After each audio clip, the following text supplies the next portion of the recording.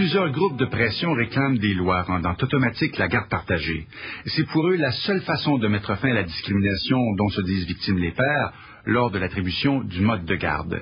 Ils citent les cas de certains pays européens, dont la France, qui a adopté il y a 3 ans dans la controverse une loi permettant d'imposer la garde partagée.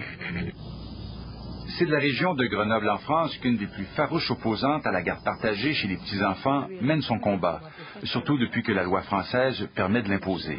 Je suis contre l'imposition de la résidence alternée par le système judiciaire, qui n'est pas fiable. Les juges sont des gens qui ne sont formés qu'au droit, qui ne connaissent pas le développement psychologique et affectif de l'enfant. Moi, j'ai eu des bébés de 3 mois en résidence alternée, de 6 mois, 8 jours chez le père, 8 jours chez la mère, avec des parents qui ne s'entendaient pas du tout. C'est dramatique. Allez, venez, là-bas. Alexandre, viens vite, chérie. Jacqueline Philippe est avant tout une grand-mère, et c'est en voyant les effets de la garde partagée sur l'un de ses petits-enfants qu'elle a décidé de mener son combat. On était médusés d'observer cet enfant, de voir tous ces symptômes, les retours.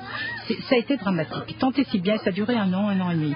Tant et si bien que tous les voisins, tous les amis qui avons vu ça, on n'a pas pu s'empêcher de penser que s'il s'était agi d'un chiot, la SPA était là dans la demi-heure qui suit. Et là, c'est un bébé humain, et au nom des droits du père, au nom d'une décision de justice, il a fallu laisser faire. Est-ce que maman autorise?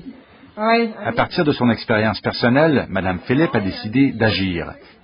Elle a fondé l'association L'Enfant d'abord, qui dénonce l'imposition de la garde partagée par les juges.